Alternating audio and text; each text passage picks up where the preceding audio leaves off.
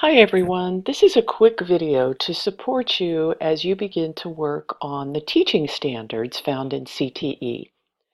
Teaching standards are just that. They are not the content standards or industry standards that you use in designing your curriculum, but rather these are standards that speak directly to your teaching practice. So it's likely that you've had a lot of experience with CSTPs, the California Standards for the Teaching Profession. These are similar. So these are really focused on what you do in your classroom, not necessarily what you teach students. So for example, not in Standard 13, but if it was about managing a budget, it's not really about how you teach students to manage a budget, it's about how you manage a budget. So to help you with this, every time you come to a standard, you're asked to respond to it. Here is the standard and all of the substandards. Sorry for the formatting issue. I'm going to go in and correct that. Below this block, here's what you're asked to do. You're asked to review the standards. And what we want to make a point of here is we try to model in this course what we do in our own classrooms with students. And so rather than be really strict on how you do this, whether it's text or video or PowerPoint, you choose whatever works best for you. So what do you need to have in either that written text or that video or PowerPoint or whatever? Step one, review the standard and the substandards. You don't need to turn anything in. Look at them carefully. We're going to ask you in step two to look back into your teaching practice. So in other words, select one of those that's a real strength for you. So here it says select one substandard and tell us which one you're using. So, 13.6 and give us the text of it. So suppose you go, I'm not really, understanding clearly what these standards are trying to get at. We have a support here for you. It's called Decoding What the Substandards Really Mean. So we're going to scroll down here for a second.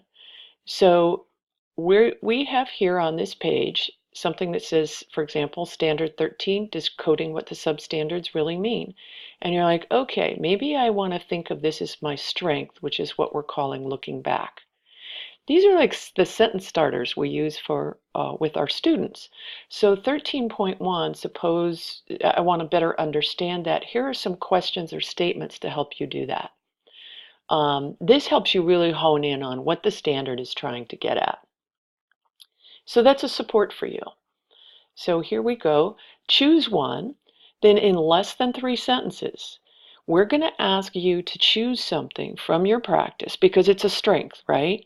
And we're going to ask you to attach it when you upload your, I hate to call it assignment, but your assignment. So that could be a picture of something, a spreadsheet, an agenda, a lesson plan, something from any of your courses so far. You choose. So in 3 sentences, tell us about the evidence you've attached, because sometimes we're looking at an image, but we need your help. What is it we're looking at?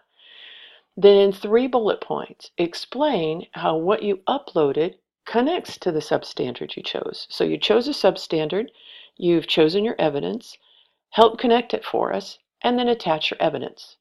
Done. That's your strength. That's step 2. Step 3, looking forward. This is the one that's the most fun, or at least I'm told is the most fun. It's looking forward. It says, okay, now let's pick one that you want to add more about in your practice.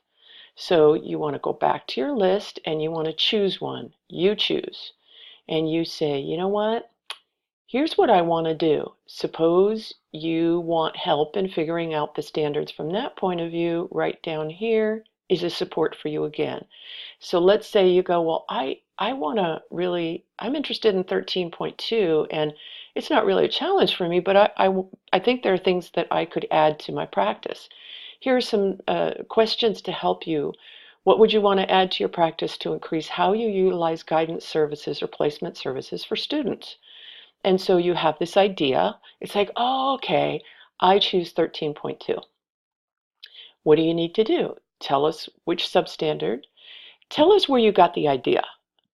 Then in no more than 3 bullet points, what's your awesome idea? Tell us so that we can understand what your idea is. And then in no more than 3 bullet points, explain how it's going to be great for your students. So we're trying to say, what do you want to add? How'd you get to that decision? Tell what your awesome idea is and how it's going to help students. This is a rubric.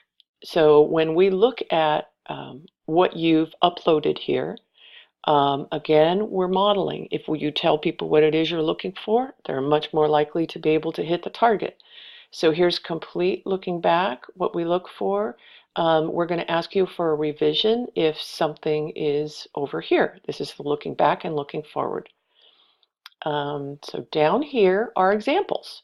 So suppose you say, I do really much better if I have some sort of model or example.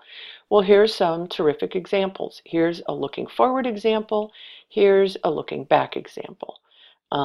So those are there to help you as well. And then at the very bottom, you can click on view work, or what yours might say hand in because mine's the teacher version. And this is where you can go to hand in what you've completed. So basically what most people do is they develop the text or develop the PowerPoint. They develop the text in Word or Google Doc or something, and then they copy it in or attach it. And you'll see that as you go forward. So this is supposed to be something where you're reflecting and where you're looking forward at what you want to do for your practice. So if you have any questions, please let us know. Thanks.